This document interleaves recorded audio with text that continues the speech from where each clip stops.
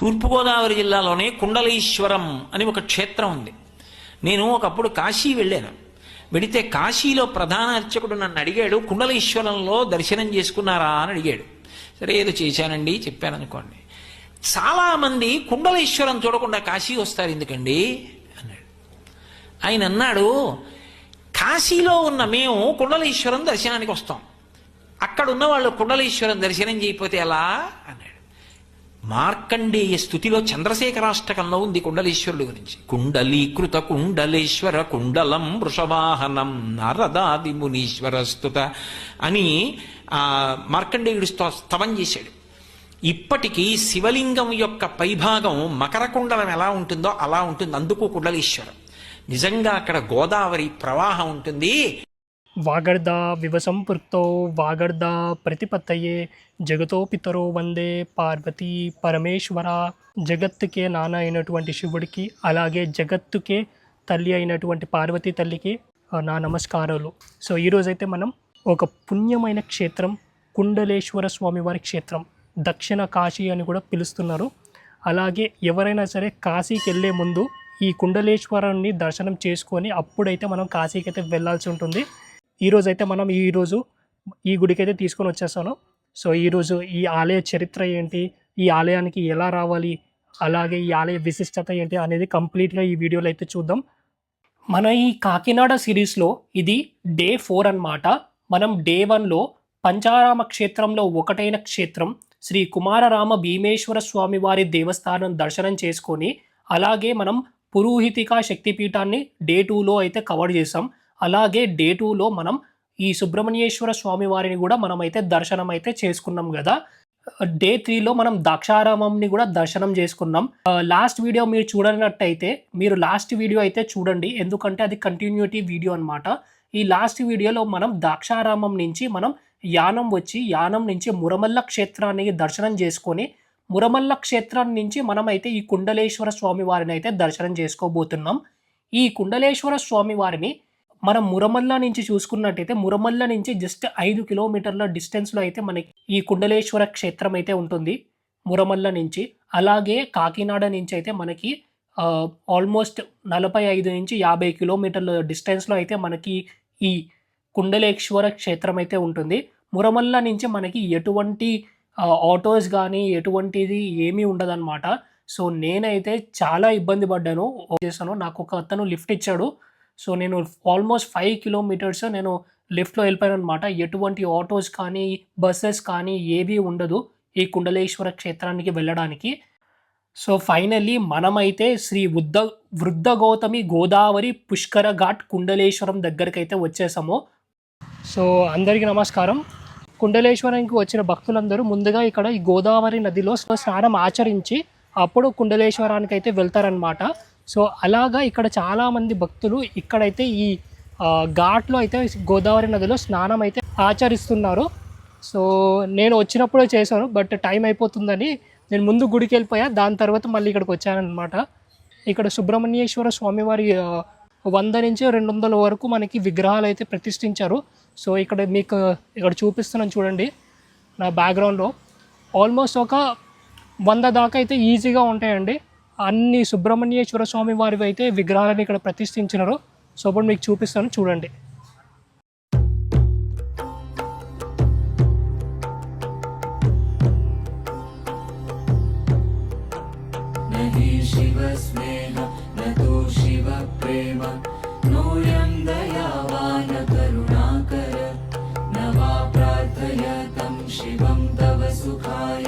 शिव तु संपूर्ण परिपूर्णता हि शिव न हि शिव स्नेह न तु शिव प्रेम नोऽयं दयावान् करुणाकर न वा प्रार्थयतं शिवं तव सुखाय शिव तु संपूर्ण परिपूर्णता हि शिव शिलागाढ हृदये गर्वयुक्तासं आगतो नेन तदानाभूतं हृदयं तु मे श्रावयत् स्पन्दयदयं सकलप्राणिभ्यः शिलाभ्यश्च नित्यं शिलागाढ हृदये गर्वयुक्तासं आगतो नेन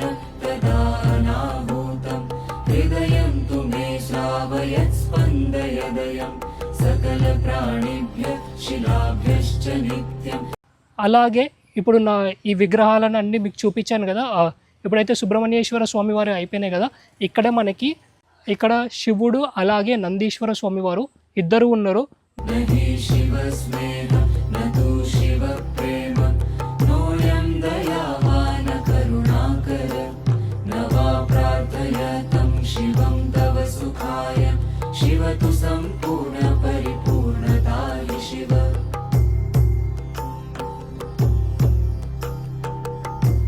దాని తరువాత ఇక్కడ కొంచెం ముందుకు నడుచుకుంటూ వెళ్తే మనకి ఇక్కడ గోదావరి అమ్మవారు, ఇక్కడ గోదావరి నది ఉంది కదా మన వెనకాల, ఇక్కడ బ్యాక్ సైడ్ అయితే కనిపిస్తూ ఉంటుంది. ఈ గోదావరి నది ఉంది కాబట్టి మనకి ఇక్కడైతే గోదావరి అమ్మవారి విగ్రహం అయితే ఇక్కడ ఉంది. గోదావరి అమ్మవారిని అయితే మనం దర్శనం అయితే చేసుకుందాం. विविधानि तन्त्राणि शतद्वादशानि वेदयितुमिमं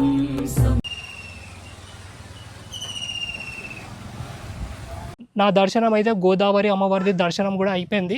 సో ఇప్పుడైతే మనం గుడి దగ్గరికి అయితే వెళ్ళబోతున్నాం. గుడి వచ్చేసి ఇక్కడి నుంచి జస్ట్ 1/2 కిలోమీటర్ డిస్టెన్స్లో అయితే ఉంటుంది గుడి కూడా. అండ్ మనం ఏంటంటే ఎవరైనా సరే ముందు ఇక్కడికే రావాలి, ఇక్కడి నుంచే మనం అయితే గుడికి అయితే వెళ్ళాల్సి ఉంటుంది. అండ్ సో ఇప్పుడైతే మనం ఘాట్ దగ్గరికి అయితే వెళ్తున్నాం. ఇదిగోండి,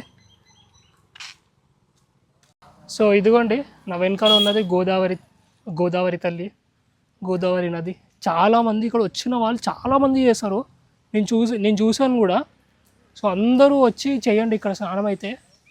నాకు టైం లేక చేయలేదు, బట్ అందరు మిస్ అయితే చేయకండి. सारपाशं चतुरोऽहं किन्तु तन्त्रजाले पतं न शक्नोम्यहं कर्तुं यत्किमपि मह्यं विविधानि तन्त्राणि शतद्वादशानि वेदयितुमिमं संसारपाशं चतुरोऽहं किन्तु तन्त्रजाले पतं न शक्नोम्यहं कर्तुं यत्किमपि मह्यं न हि शिवस्नेह न तु शिवप्रेम नोऽयं दयावान्। చలో ఇప్పుడైతే మనం గుడి దగ్గరికి అయితే వెళ్దాం. ఇక్కడైతే మనకి రాశారు శ్రీ పార్వతీ కుండలేశ్వర స్వామి వారి దేవాలయానికి మార్గము అని చెప్పి. ఇలాగైతే వెళ్ళాల్సి ఉంటుంది స్ట్రైట్గా. ఈ పుష్కర్ ఘాట్ నుంచి మనకి కుండలేశ్వర ఆలయం 1/2 కిలోమీటర్ డిస్టెన్స్లో అయితే ఉంటుంది. రాగానే మనకి ఇక్కడ శివయ్య విగ్రహం అయితే చాలా పెద్దది ఉంది. సో ఇక్కడి నుంచే మనమైతే లోపలికైతే ఎంట్రీ అవ్వాల్సి ఉంటుంది. శ్రీ పార్వతీ కుండలేశ్వర స్వామి వారి దేవాలయము కుండలేశ్వరం. అసలు ఈ కుండలేశ్వరం గురించి, అలాగే ఈ కుండలేశ్వరం ఆలయ చరిత్ర గురించి, అలాగే అసలు ఈ కుండలేశ్వరానికి పేరు ఎలా వచ్చింది, ఈ కుండలేశ్వరం పుష్కర ఘాట్ చరిత్ర గురించి అన్నీ మనం ప్రధాన అర్చకులు వారిని అడిగి తెలుసుకుందాం. పదండి. ఓం శ్రీ కుండలేశ్వర స్వామి నమః. శ్రీ గురుభ్యో నమః. హరి ఓం. మా స్వామివారి పేరు కుండలేశ్వర స్వామి. ఈ గ్రామం పేరు కుండలేశ్వరము. ఇక్కడ ప్రవహించే నది పేరు వృద్ధ గౌతమి గోదావరి. ఈ గోదావరి పేరు వృద్ధ గౌతమి గోదావరి. ఈ వృద్ధ గౌతమి గోదావరికి సముద్రుడు ఎదురొచ్చి 2 కుండలాల బహుమతికి ఇచ్చాడు. కుండలము అనగా చెవుపెట్టిన పోగులు అని అర్థం. చెవుపెట్టిన పోగులను కుండలాలు అంటారు. 2 ఇచ్చాడు సముద్రుడు గోదావరికి. ఈ ప్రాంతంలో ఎదురొచ్చి ఇస్తే ఆ గోదావరి రెండో సముద్రుడు, నాథా నాకు బహుమతిగా ఇచ్చారు మీరు పెట్టుకోమని. నేను పెట్టుకోకుండా మానవులు పూజ చేసుకోవడం కోసం ఒక కుండలా నది ఒడ్డున, రెండవ కుండలా నదీ గర్భంలో ప్రతిష్ఠ చేయమని కోరాడంతట గోదావరి వృద్ధ గౌతముని. ఆయన ఆ విధంగా ఆ వృద్ధ గౌతముడు అనేవాడు ఒకటి మానవుల కోసం ఒడ్డున ప్రతిష్ఠ చేసి, రెండవ దేవతల కోసం నదీ గర్భంలో ప్రతిష్ఠ చేసిన తర్వాత నదిలో స్నానం చేశాడు. చేయగా ఆయన వృద్ధాప్యం పోయి యవ్వనం వయసు వచ్చింది. ఈ క్షేత్ర మహత్యం ఏమిటయ్యా అంటే, వృద్ధులు కూడా అనగా ముసలవాళ్ళు కూడా ఈ క్షేత్రంలో స్నానం చేయడం వల్ల యవ్వన వయసు వస్తుంది అనేది క్షేత్ర మహత్యం. ఇది గౌతమి గ్రంథంలో 103వ అధ్యాయంలో 15వ శ్లోకంలో చెప్పబడుతోంది. అదేవిధంగా బ్రహ్మాండ పురాణం తెలియజేస్తోంది. బ్రహ్మదేవుని అడిగట్టు నారదుడు, తండ్రి గారు ఈ భూమండలం మీద చాలా పుణ్యక్షేత్రాలు ఉన్నాయి. నదీ తీర ప్రాంతంలో అనగా నది ఒడ్డున ఏమైనా క్షేత్రం అంటే చెప్పండి, ఆ స్వామిని దర్శనం చేసుకుని వస్తా అడిగట్టు నారద మహర్షి. అప్పుడు బ్రహ్మదేవుడు ఈ కుండలేశ్వర క్షేత్రం ఈ విధంగా ఎత్తున్నాడు. ఇది బ్రహ్మాండ పురాణంలో ఉంది. అనంతం కుండలా ఫలం.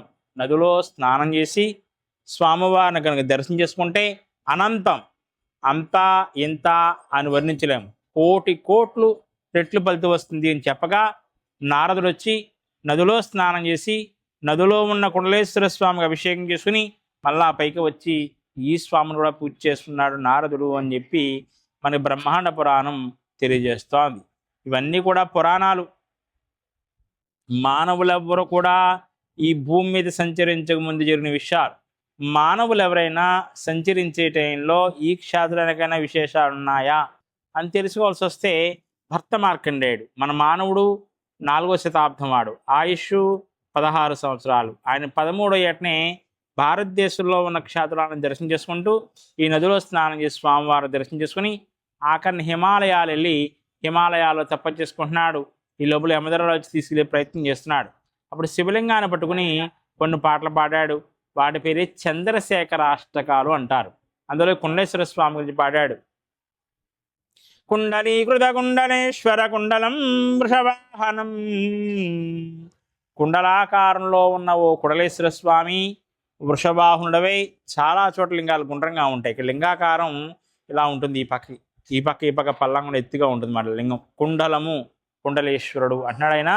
కుండలాకారంలో ఉన్న ఓ కుండలేశ్వర స్వామి వృషవాహనుడవై నందివాహనుడవై ప్రాంతంలో ఉన్నావయ్యా. నారదాది మునీశ్వరస్వత వైభవం భువనేశ్వరం. నారదుడు మునీశ్వరులు యోగులు వచ్చి స్నానం చేసి నేను పూజ చేసుకున్నారు. భువనేశ్వరం పుణ్యమైన క్షేత్రం ఇది. అంధకాంధకమాశ్రితామర. అంధకాంతుడనే రాక్షసుడు ఒకానొక టైంలో శివభక్తులందరిని చంపేస్తున్నప్పుడు ఓ కుండలేశ్వర నీ భక్తులను కాపాడుకోవడం కోసమని గతంలో అంధకాంతుడనే రాక్షసుని సవరించావయ్యా. అలాంటప్పుడు నేను నీ భక్తునే కదా, నన్ను యమధర్మరాజు అనేవాడు తీసుకుపోతున్నాడు, ఆయన నుంచి కాపాడవయ్యా అని అడుగుతున్నాడు మార్కండేయుడు. చంద్రశేఖరమాశ్రయే మమ. నన్ను కింకరిష్మతి యమధర్మరాజు నుంచి కాపాడవయ్యా ఓ కుండలేశ్వర అని శ్లోకానికి అర్థం. అలాగే అదేవిధంగా ఆదిశంకరాచార్యుల వారు 8వ శతాబ్దం వారు, ఆయన కూడా నడిచే దేవుడు అని పేరు. ఆయన కూడా భారతదేశంలో ఉన్న క్షేత్రాన్ని దర్శనం చేసుకుంటూ ఈ నదిలో స్నానం చేసి స్వామివారి దర్శనం చేసుకుని వెళ్ళారు. అలాగే 15వ శతాబ్దం వారు శ్రీనాథ మహాకవి, ఆయన కూడా భారతదేశంలో ఉన్న క్షేత్రాలను దర్శనం చేసుకుంటూ నదిలో స్నానం చేసి స్వామివారి దర్శనం చేసుకుని ఆఖరిని ఆయన కాశీ వెళ్ళాడు. కాశీ వెళ్ళి కాశీ పురాణాన్ని తెలుగులో రాశారు. అంతకుముందు వ్యాస మహర్షి అనే ఆయన వేదంలో రాసిన కాశీఖండాన్ని తెలుగులో అనువాదం చేసింది శ్రీనాథ మహాకవి. అందులో ఈ కుండలేశ్వర క్షేత్రం జీవితం చెప్తున్నాడు. విరూపాక్షుండు కుండలేశ్వరుడు, కాశీలో ఉన్న విశ్వేశ్వరుడితో సమానమైన వాడు ఈ కుండలేశ్వరుడు అని చెప్పి కాశీఖండంలో చెప్తున్నాడు. అంతేకాకుండా కోటేశ్వరరావు గారు ఏమనంటే, కాశీ వెళ్ళే వారందరూ కూడా ముందుగా కుండలేశ్వర క్షేత్రంలో స్నానం చేసి కాశీ వెళ్ళండి, కాశీతో సమానమైన క్షేత్రం అని చెప్పడంతో చాలామంది క్షేత్రం దర్శనానికి వస్తున్నారు. ఎందుకు స్నానం చేసి వెళ్ళాలి? కాశీ నది మహత్తర శక్తి కలది. శైవ క్షేత్రాల్లో అనగా శివుడికి సంబంధించిన క్షేత్రాల్లో అద్భుతమైన క్షేత్రం కాశీ. దాని తర్వాత ఏ క్షేత్రం అయినా కూడా అది సత్యం. అలాగే మోక్షం పొంది క్షేత్రాల్లో అంటే మన మరణం అనంతరం మరొక జన్మ లేకుండా శివసాధ్య పొంది క్షేత్రాల్లో అద్భుతమైన క్షేత్రం కాశీ. దాని తర్వాత ఏ క్షేత్రం అయినా కూడా ఇది సత్యం. మహత్తర శక్తి గల క్షేత్రానికి వెళ్ళే ముందు కుండలేశ్వర క్షేత్రంలో స్నానం చేసి కాశీ ఎందుకు వెళ్ళాలి? కోటేశ్వర గారు చెప్పినట్టుగానే కాశీ వెళ్ళేవారందరూ కూడా ముందుగా కుండలేశ్వర క్షేత్రంలో స్నానం చేసి కాశీ వెళ్ళామనుకోండి, వెళ్ళగానే గంగలో ములుగుతాం. అక్కడ ములగానే గంగాదేవి ఉంటుందిట. ఈ భక్తుడు నాకు ఎటువంటి పాపాలు అంటించలేదు కనుక వీడు శివసాధ్య పొందగాక అని ఆశీర్వదిస్తుండ స్నానం చేసి వెళ్తే. అదే స్నానం చేయకుండా వెళ్ళామనుకోండి, మనకు తెలియక మామూలుగా వెళ్ళాం కాశీ, కుండలేశ్వర వెళ్ళాలనే విషయం మనకు తెలియదు. కాశీ వెళ్ళగానే ఏం చేస్తాం, అక్కడ గంగలో ములుగుతాం. ములగానే మన పాపాలను కూడా కడిగేసినట్టుగా అయిపోయి ముచ్చంలా పైకి తేలాం. మనకైతే పాపాలు లేవు, కానీ ఆ తల్లి ఏమో ఆశీర్వదించలేదు. మనం వెళ్ళింది ఎందుకండి? మోక్షం పొందడం కోసం. కానీ ఆ తల్లి ఆశీర్వదించాలి కదా. ఎందువల్ల మన పాపాలని గంగలో వదిలేయటం వల్ల ఈ పాపాలని గంగాదేవి కంటుకుని ఆవిడ హంస రూపం వల్ల అనగా తెల్లటి రూపం వల్ల నల్లగా అయిపోతుంట అందరూ పాపాలు అంటుకుని, అనగా కాకి రూపం ధరిస్తుంట. ఆ కాకి రూపం పోవడం కోసమని రాత్రి వేళలో కాకి రూపంలో వచ్చి ఈ కుండలేశ్వర క్షేత్రంలో స్నానం చేసి మర్నాడు అక్కడ హంసరూపాలే ఉద్భవిస్తుంది అని కాశీపురాణం చెప్తోంది. అదే ప్రతి భక్తులు స్నానం చేసి వెళ్తే ఆ తల్లి ఎప్పుడూ హంసరూపాలాగా ఉంటుంది. ఆవిడ కాకి రూపం రాదు, ఇక్కడ రావాలని పని లేదు. ఇది కుండలేశ్వర క్షేత్రం కాశీలో చెప్పిన మాట. అంత విశేషం ఏమైంది గోదావరిలో? మహారాష్ట్రలో నాసికాత్రియంబకంలో బయలుదేరిన గోదావరి మొట్టమొదటిగా రాజమండ్రి వాతల గోదావరి కొవ్వూరిని ప్రాంతానికి వచ్చింది. ఆ ప్రాంతం దాకా వచ్చింది గోదావరి పేరు అఖండ గౌతమి అన్నారు. ఆ ప్రాంతంలో సప్త మహర్షులు ఉన్నారు. సప్త అనగా 7 మహర్షులు తపస్సు చేసుకుంటూ ఉండేవారు. పూర్వకాలంలో 12 సంవత్సరాల వర్షాలు లేకుండా భూమండలం అంతా కరువుకాలం ఉన్న టైంలో గౌతమి మహర్షి అనేవాడు వాళ్ళందరికీ కూడా సప్త మహర్షులు వాళ్ళ భార్యలకి పిల్లలందరికీ ఆహారం పెడుతూ ఉండేవాడు. ఏ విధంగానయ్యా అంటే ఆ ప్రాంతంలో వ్యవసాయం చేస్తూ ఉండేవాడు. సేద్యం అంటే ప్రతి నిత్యం కూడా తపస్సులో కూర్చునే ముందు కొడ్లు గింజలు జల్లి ఆ ప్రాంతంలో తన కమటలో నిలిచిన వాటి మీద జల్లేవాట. ఒక జాము అంటే ఒక పూట అంటే ఒక 6 గంటల వ్యవధిలో పంట రెడీగా ఉండేదిట. ఆ పంటను కోసుకుని తను తింటూ తన తోటి వాళ్ళు పెడుతూ ఉండేవాట ఆ ప్రాంతంలో. గౌతమి మహర్షి అనేవాడు లోక కళ్యాణార్థం నాసికాత్రియంబక నుంచి గోదావరిని తీసుకురావాలి. కానీ ఆ విషయాన్ని ఆయన గ్రహించకుండా తన స్వార్థం కోసం కొంత పంట పండిస్తూ తను తింటూ తన తోటి వాళ్ళు పెడుతున్నాడు. అని విషయాన్ని తెలియజేయాలి అంటే దేవతలందరూ వెళ్ళి అన్నపూర్ణాదేవి అంటే పార్వతీదేవికి వెళ్ళి, అమ్మా నువ్వు అన్నపూర్ణాదేవి, అందరికీ ఆహారం పెట్టేదానివి. కానీ భూమి మీద ఎవరికి కూడా ఆహారం లేదు. కరువు కాటకు నిండి ఉన్న ప్రతి జీవరాశి కూడా కరువు కాటకు నిండి ఉన్నారు. వాళ్ళకి గౌతమి మహర్షి అనేవాడు తెలియజేయాలి అని చెప్పారట. అప్పుడు తన కుమారుడైన వినాయకుడిని కపుటముని వేషంలో పంపిస్తుందట. మారు వేషంలో వచ్చిన వినాయకుడు గౌతముడి పండించే పంట పొలాలకు మాయగోను వదులుతాడట. ఈ పంట పొలాలు మాయగో వెళ్ళి మెహిస్తోంది. ఆయనకి గౌతమి మహర్షికి ఏ విధంగా కనబడుతుంది అది అంటే ఒక క్రూర జంతువులే, అంటే ఒక సింహంలా కనబడుతోంది. తన పంటను నాశనం చేసేస్తున్న కోపంతో ఒక దర్భవలతో విసిరట్ట. అది గుచ్చుకున్న వెంటనే గోవు కింద మారిపోయి చనిపోయింది. గోహత్య చేసిన పాపం అంటుకుంది గౌతమి మహర్షి. అప్పుడు దాకా ఆయన దగ్గర ఉన్న శక్తుల్ని కోల్పోయాడు. సాధారణ పామరుడైపోయాడు. ఏం చేయాలో అర్థం కాక తన తోటి వాళ్ళందరిని అడిగితే, నువ్వు మహాపాపివి, నువ్వు గోహత్య మహాపాతకం చుట్టుకుంది, నీకు మా దగ్గర ఉండొద్దు, బయటకు వెళ్ళిపోమన్నట్ట. అప్పుడు మారువేషంలో ఉన్న వినాయకుడి దగ్గరికి, అయ్యా మీరు ఎవరో నాకు తెలియదండి, ఇలా నీ గోవుని చెప్పేశాను, నేనేం చేస్తే పాపం ఉందని అడిగితే, నువ్వు మహారాష్ట్రలో నాసికాత్రియం ప్రాంతం వెళ్ళు, అక్కడ వృషభేశ్వరుడు ఉంటాడు, నందీశ్వరుడు, ఆయన్ని ప్రార్థించగనక నువ్వు గోవుని చంపిన కలిపిరే మీదుగా గోదావరిని ప్రవహింపజేస్తే నువ్వు చేసిన పాపం పోతుంది అని చెప్పడం జరిగింది. అటువంటి ఆ ప్రాంతం పేరే అసలు ఊరు పేరు గోవూరు. ఈ రోజు నువ్వు వాడుక పదంలో కొవ్వూరు కింద పిలబడుతోంది. ఈ ప్రాంతం తర్వాత పట్నం అయింది. ఈ గ్రామం వల్ల పట్నం అయింది. పట్టణాన్ని రాజమహేంద్రుడు పరిపాలించాడు.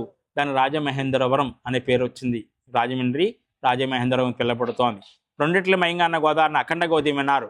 భారతదేశంలో మనకి తూర్పుగోదావరి జిల్లా, పశ్చిమ గోదావరి జిల్లాల్లో ప్రవహించే నదుల్లో ఈ గోదావరి ప్రవహింపజేసింది. దాన్నే ఉభయ గోదావరి జిల్లాలు అన్నారు. ఆ ఉభయ గోదావరి జిల్లాల్లో కానీ భారతదేశంలో ఏ నదికి కానీ తీర ప్రాంతాలు అంటే సముద్ర గోదావరి కలిసే ప్రాంతాల్లో కానీ ఎక్కడా లేని పవిత్ర కుండలేశ్వర క్షేత్రంలో ఉంది అని శ్రీనాథ మహాకవి భీమగండలో చెప్తున్నాడు. స్నానార్థ దర్శనాది, నదిలో స్నానం చేసి దర్శనం చేసుకున్నా, స్నానాదు దానాదు, స్నానం చేసిన దానం చేసినా, స్పర్శనాది దర్శనాది కానీ గోదావరి నీళ్ళు చల్లుకొని దర్శనం చేసుకున్నా కోటి యజ్ఞ పుణ్యపలేదు, అనగా 10,000 గోవులు దానం చేసిన ఫలితం వస్తుంది అని చెప్తున్నాడు శ్రీనాథ మహాకవి. ఏముంది ఈ గోదావరిలో? పుష్కరాల టైంలో 11 నదులు వచ్చి ఒక నదులు కలిసిన పుష్కరము అంటారు. అది 12 నదులు కలుస్తాయి కాబట్టి ఆ నదులు అప్పుడు ఎవరుంటారట? సదాశివుడు, త్రిమూర్తులు, 3 దేవతలు, పితృదేవతలు నదిలో ఉంటారు. అప్పుడు స్నానం చేసే ఫలితం 10,000 గోవులు దానం చేసిన ఫలితం. అక్కడ అది నెల్లాలు గంగా స్నానం సమానం. ఇక్కడ ప్రతి నిత్యము కూడా నీళ్లు జల్లుకున్నా కూడా ఉంది అంటున్నాడు.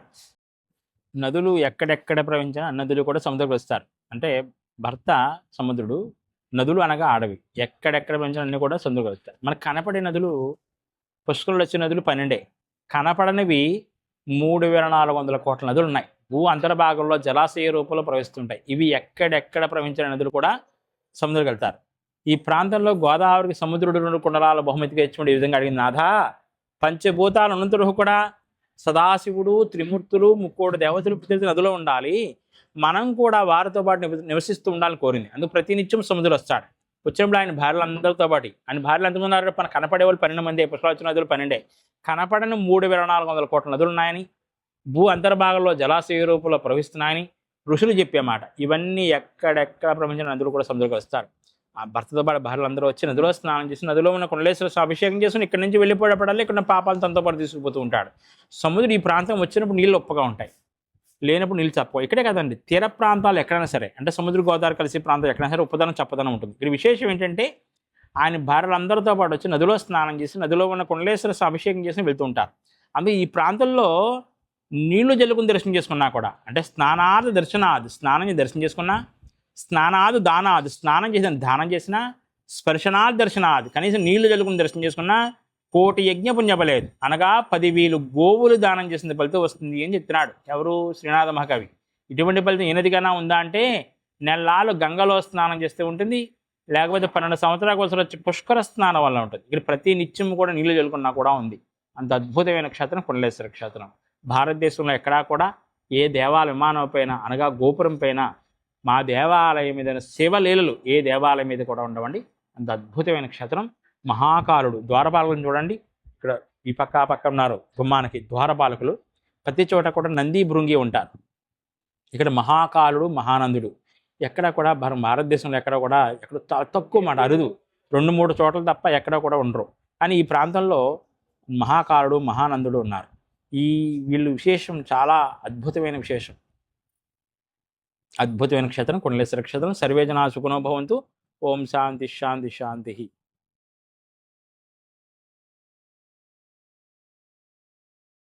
సో గుడి లోపలికి ఎంటర్ అవ్వగానే మనకి ఇక్కడ ఉపాలయం, క్షేత్రపాలకుడు రుక్మిణి సత్యభామ సమేత శ్రీ వేణుగోపాల స్వామి వారు అయితే ఉన్నారు. కరుణాకర నవా ప్రార్థయతం శివం తవ సుఖాయ శివతు సంపూర్ణ పరి. ఈ ఉపాలయంలోకి వెళ్ళి మనం ఇప్పుడైతే వేణుగోపాల స్వామి వారిని అయితే దర్శనం అయితే చేసుకుందాం. రుక్మిణి సత్యభామ సహిత శ్రీ వేణుగోపాల స్వామి వారిని అయితే దర్శనం అయితే చేసుకోండి. సో ఇక్కడైతే నాది వేణుగోపాల స్వామి వారి దర్శనం కూడా అయితే అయిపోయింది. ఇప్పుడైతే మనం కుండలేశ్వర స్వామి వారిది ఇక్కడైతే ఉంది. సో ఇప్పుడైతే మనం కుండలేశ్వర స్వామి వారి దర్శనాని కోసం అయితే వెళ్దాం. కరెక్ట్ వేణుగోపాల స్వామి వారి గుడికి ఎదురుగా మనకైతే గరుడ స్వామి వారు అయితే ఉన్నారు. గరుడ స్వామి వారిని అయితే దర్శనం చేసుకోండి. గరుడ స్వామి వారిని దర్శనం చేసుకున్న పక్కనే మనకి ఇక్కడ ఈ 365 ఒత్తులు పెట్టుకోవడానికి అయితే మనకి శివుడి ఆకారంలో కూడా ఉన్నాయన్నమాట. ఇక్కడైతే 365 ఒత్తులు అయితే పెడతారు. అలాగే దీని పక్కన మనకి కాలభైరవుడై చిన్న గుడి అయితే ఉంది, కనిపిస్తుంది కదా. ఈ స్వామివారిని కూడా దర్శనం అయితే చేసుకోండి. కాలభైరవుడిని దర్శనం చేసుకున్న వెంటనే మనకి ఇలా స్ట్రైట్గా లెఫ్ట్ సైడ్లోకి వెళ్తే మనకి ఇంకొక ఉపాలయం అయితే ఉంటుంది. ఈ ఉపాలయం వచ్చేసి మనకి ఆంజనేయ స్వామివారి ఉపాలయం అన్నమాట. ఇప్పుడు మనం ఆంజనేయ స్వామివారిని కూడా దర్శనం అయితే చేసుకుందాం. స్వామివారిని దర్శనం అయితే చేసుకోండి. నా దర్శనం అయిపోయి అలాగే రైట్ సైడ్లో మనకి ఇక్కడ ఇంకొక ఉపాలయం అయితే ఉంది. ఈ ఉపాలయంలో మనకి అమ్మవారైన శ్రీ దుర్గమ్మ వారు ఎక్కడైతే మనకి ఈ గుడిలో అయితే ఉన్నారు. వెళ్ళి అమ్మవారిని కూడా దర్శనం అయితే చేసుకుందాం. అమ్మవారు గుడిలో ఇలాగ ఉంటారు. అందరూ దర్శనం అయితే చేసుకోండి. శ్రుత్వా సర్వాణి మధురాణి వచనాని దృష్ట్వా సర్వాణి మహదర్శనాని జ్ఞాత్వా చ సర్వాణి మధుచేతనాని నష్టో. అమ్మవారి దర్శనం అయిపోయాక ఇప్పుడు మనం శ్రీ పార్వతీ కుండలేశ్వర స్వామి వారిని అయితే దర్శనం చేసుకోవడానికి లోపలికైతే వెళ్దాం. పదండి. బయట నుంచి గోపురం చూడండి ఎంత అందంగా ఉందో. ఇక్కడ మీకు జూమ్ కూడా చేసి చూపిస్తున్నాను. ఇక్కడ మనకి సుబ్రహ్మణ్యేశ్వర స్వామివారి విగ్రహం అయితే చాలా అద్భుతంగా ఉంది. అలాగే ఇంకా ముందుకు వెళ్ళగానే మనకి ఇక్కడ మార్కండేయ స్వామివారు, అలాగే శివుడు, అలాగే యమధర్మరాజు పైన విగ్రహాలు ఎంత అద్భుతంగా ఉన్నాయి చూడండి. యమధర్మరాజు మార్కండేయుని తీసుకోవడానికి వెళ్ళిపోయినప్పుడు మార్కండేయుడు తన శివుడిని కౌగలించుకోగా మీకు ఆ స్టోరీ ఇందాక చెప్పాను కదా. సో ఇంకా దీని తర్వాత మనకి ఇక్కడైతే ధ్వజస్తంభం చూడండి ఎంత అద్భుతంగా ఉందో. ధ్వజస్తంభానికి నమస్కారం చేసుకొని ఇక్కడే కింద మనకి వినాయకులు వారైతే మనకి దర్శనం ఇస్తారు. ముందుగా మనమైతే వినాయక స్వామి వారిని కూడా దర్శనం అయితే చేసుకుందాం. ఎంత అద్భుతంగా ఉంది చూడండి. ఈ విగ్రహం కొంచెం గ్రీన్ కలర్లో ఉన్నట్టుంది కదా. వినాయకుల స్వామి వారు ఇక్కడ చాలా అద్భుతంగా ఉన్నారు. వినాయకుల స్వామి వారిని కూడా దర్శనం చేసుకొని ఇలాగ ముందుకు వెళ్తే మనకి ఇక్కడ రాగానే నందీశ్వర స్వామి వారు కూడా ఉంటారనమాట. నందీశ్వర స్వామి వారిని కూడా మనం ముందుగా దర్శనం చేసుకొని అప్పుడు మనం గుడి లోపలికి అయితే వెళ్దాము. పార్వతీ కుండలేశ్వర స్వామి వారి దేవస్థానము. అలాగే ఇక్కడ మనకి ఎక్కడైనా సరే ధ్వజపాలకులు వేరే వాళ్ళు ఉంటారు, కానీ ఇక్కడ మాత్రం మహాకాలుడు అయితే ఇక్కడ ఉన్నారనమాట. ఉజ్జయిన్లో మహాకాలు ఉంటారు చూసారా, అలాగా మహాకాలుడు, కాలానికే పెద్దవాడు అని అర్థం. అలాగే మనకి మహానందుడు కూడా ఉన్నారనమాట. మహానందుడిని కూడా దర్శనం చేసుకోండి. అలాగే ఎప్పుడైతే మనం ఈ దర్శనం అయిపోయాక లోపలికైతే ఎంట్రీ అవుదాం. లోపల ఎంట్రీ అవ్వగానే మనకి ఇక్కడ 2 ఉప ఆలయాలు ఉంటుంది. ఫస్ట్ ఉప ఆలయంలో మనకైతే గణపతి కుమారస్వామి సుబ్రహ్మణ్యేశ్వర స్వామివారు ఉంటారు. ఫస్ట్ రైట్ సైడ్లో ఉన్నది మనకి వినాయకుల స్వామివారు, అలాగే మధ్యలో ఉన్నది కుమారస్వామి వారు, అలాగే లాస్ట్లో ఉన్నది మనకి సుబ్రహ్మణ్యేశ్వర స్వామివారు. సో ముగ్గురిని దర్శనం అయితే చేసుకోండి. అలాగే నా దర్శనం అయిపోయాక ఇప్పుడు మనం కుండలేశ్వర స్వామి వారిని అయితే దర్శనం చేసుకుందాం. ఎట్ ప్రెజెంట్ అయితే మనకి ఇక్కడ అభిషేకం కూడా జరుగుతుంది. సో మనమైతే అభిషేకం కూడా చూద్దాం. సో అభిషేకం కూడా మనమైతే దర్శనం చేసుకుందాం. మీకు ఇక్కడ ఎక్కడైనా సరే శివుడు మనకి వేరే ఆకారంలో ఉంటారు కదా, కానీ ఇక్కడ మాత్రం మనకి చూడండి ఎలాగైతే ఉన్నారో ఈ లెఫ్ట్ సైడ్లో రైట్ సైడ్లో కొంచెం పైకి ఉన్నట్టయితే ఉందన్నమాట.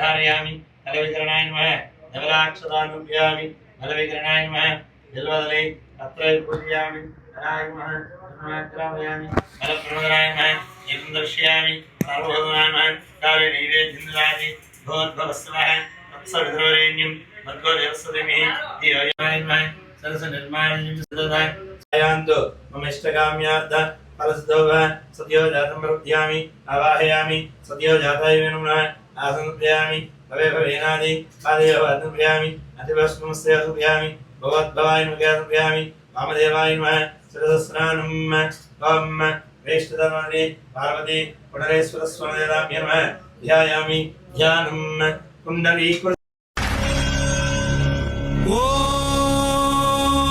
त्र्यम्बकं यजामहे सुगन्धिं पुष्टिवर्धनम् उर्वारुकमिव बन्धनान् मृत्योर्मुक्षीयमामृतात् यो रुद्रो अग्नव्यो अप्सुय ओषधीषु यो रुद्रो विश्वाभुवना विवेश तस्मै रुद्राय नमो अस्तु तमुष्टु हि यस्विषुः सुधन्वायो विश्वस्य क्षयति भेषजस्य यक्ष्वा महेशौ मनसाय रुद्रन्नमोभिर्देवमसुरं दुवस्य अयं मे हस्तो भगवान् अयं मे भगवत्तरः अयं मे विश्वभेषजोऽयं शिवाभिमर्शनः ये ते सहस्रमयुतं पाशां मृत्यो मर्त्याय हन्तवे तान् यज्ञस्य मायया सर्वान् वयजामहे मृत्यवे स्वाहा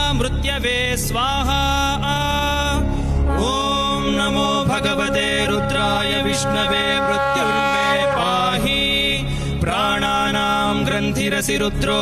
ఇదిగోండి ఇక్కడ మీకు ఇందాక చెప్పినట్టుగా స్వామివారు పైన నుంచి చూడండి ఈ సైడ్ ఇలాగ కిందకు ఉన్నట్టు ఉంది కదా, ఇలాగున్నారు స్వామివారు.